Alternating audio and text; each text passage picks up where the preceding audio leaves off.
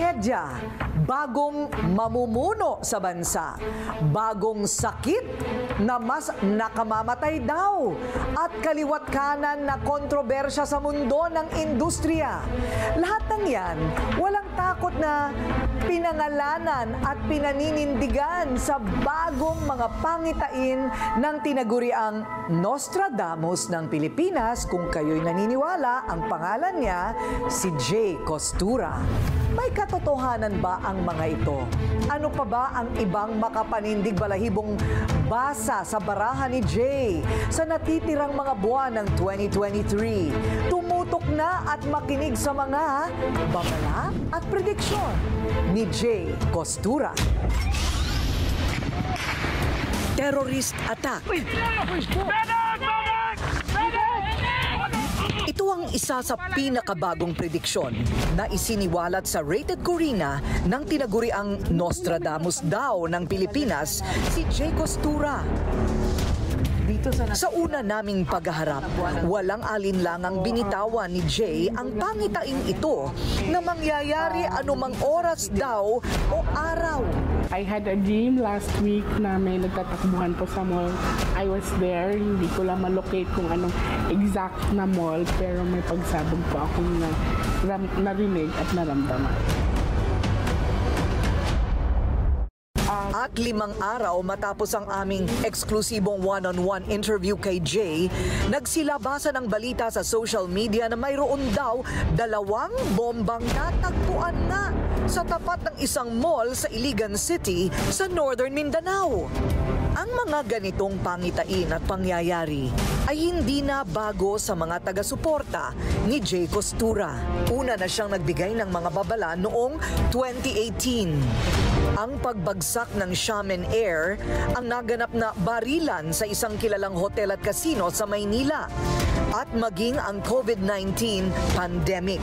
Lahat daw ng ito nahulaan na ni Jay bago pa nangyari.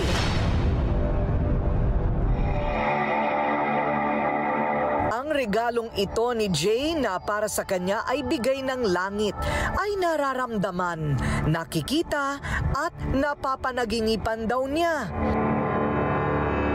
Kung may trahedya o kalamidad na magaganap, agad daw niya itong naaaninag. Bata pa lang daw siya ay alam na niyang may kakaiba siyang kakayahan.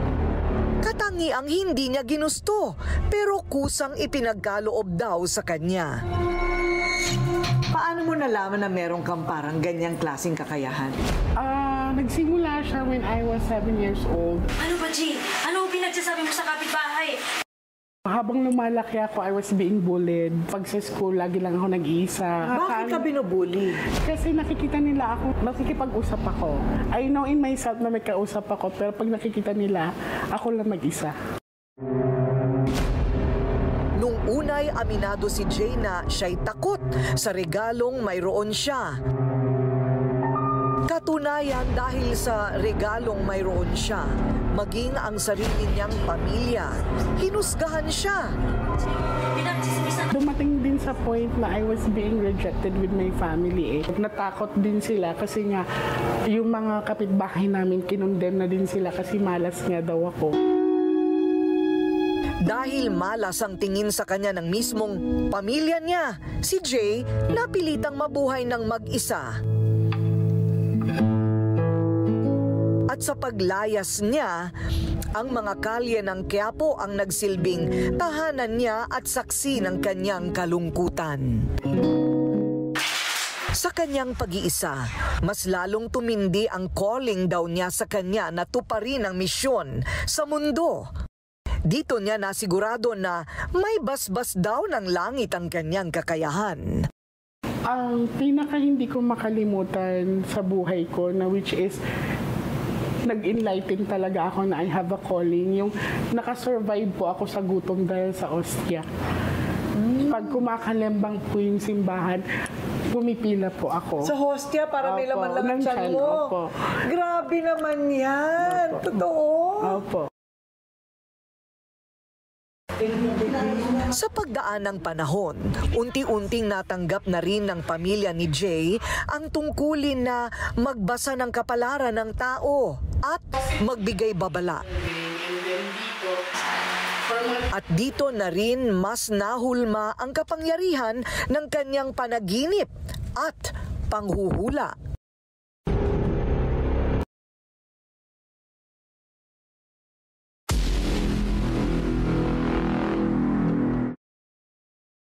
Sa kanyang pangitain din at mga babala na bulong daw ng kung anong puwersa sa kanya.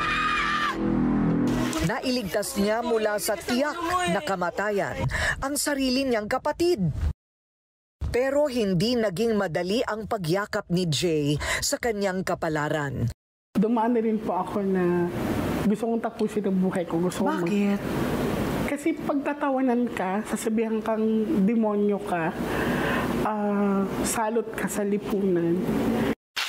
Pero sa tuwing makakarinig ng negatibo si Jay dahil sa kanyang kakayahang manghula, tanging mga dasal sa may kapal ang kanyang kakampi. Alam niyang nasa tamang landas siya ng buhay at patunay dyan ang mga pila ng mga taong dumarayo sa kanyang tahanan para humingi ng gabay kay Jay sa pamamagitan ng pagbabasa sa kanilang mga palad at baraha. You believe ito ay gift talaga? In-embrace ko na lang talaga yung gift na to. Nilinaw naman ng manghuhula na walang bayad ang kanyang serbisyo sa publiko. Masaya raw si Jay na nakakatulong siya sa mga nangangailangan. Yung pamangkin ko po, galing po sila dito, nagpagamot din kay Miss J. Nagkaroon siya ng sakit, parang may sugat siyang taon na talagang inabot. Tapos pag iano sa doktor, wala namang nakikita. Nilapit nila dito. Tapos ngayon, okay na. Magaling na. Sa akin, mayroon daw element na gumagabay sa akin na ayaw niya umalis sa akin since bata pa daw ako. First reading niya, pag uwi ko, may nag-effect na sa akin. Basta naramdaman ko, naglilis siya. Kaya ang tanong ng marami, gaano ba katotoo si Jay Costura? Ano ang dahilan kung bakit patuloy siyang nagbibigay ng mga babala sa publiko? So ano ito? Anong tingin mo dito, Jay? Ito ay regalo o pabigat? Regalo siya dahil nakakatulong ka sa ibang tao, pero masasabi mo rin na curse siya or pabigat sa'yo kasi walang tigil ang paghuhusga sa iyo ng tao. Sa aming kwentuhan, walang takot na sinabi ni Jay ang kanyang mga revelasyon sa kanyang mga pangitain.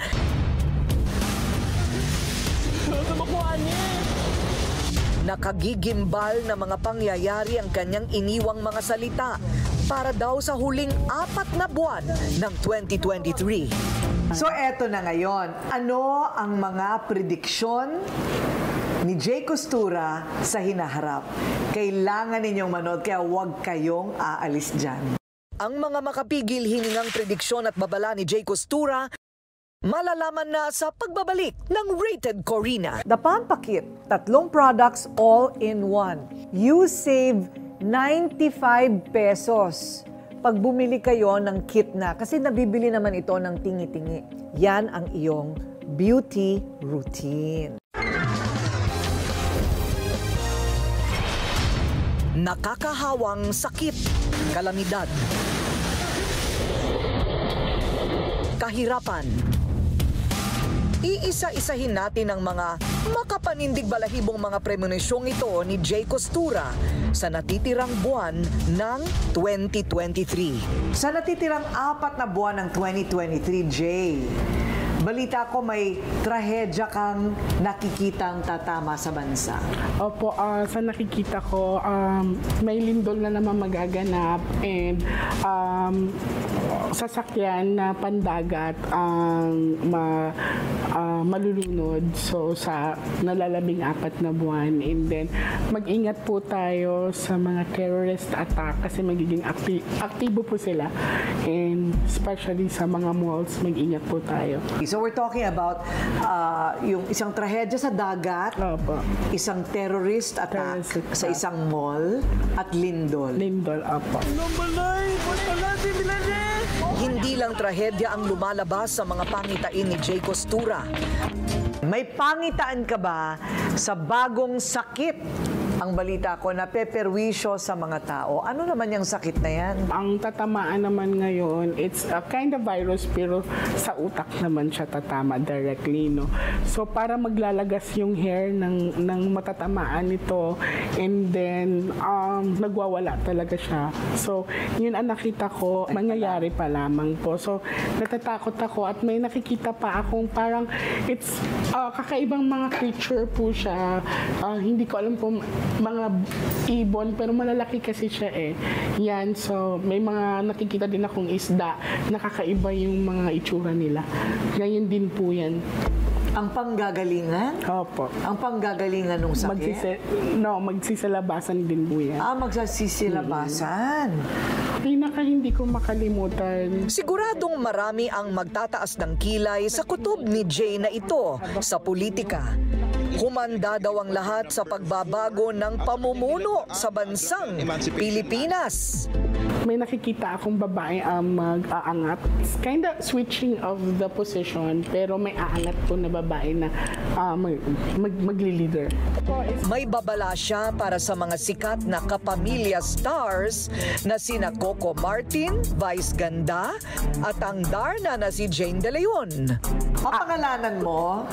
Papangalanan po natin yung mga yan. So, continuous dun sa politika, nakikita ko, nararamdaman ko si Coco Martin, parang he has the ability to run. And then, sa showbiz, sa local showbiz, nakikita ko si Vice Ganda, na masaya siya tingnan. She's very happy, pero hindi siya okay.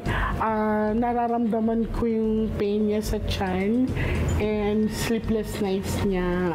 Magsasuffer siya ng sakit bago matapos ang taon na to.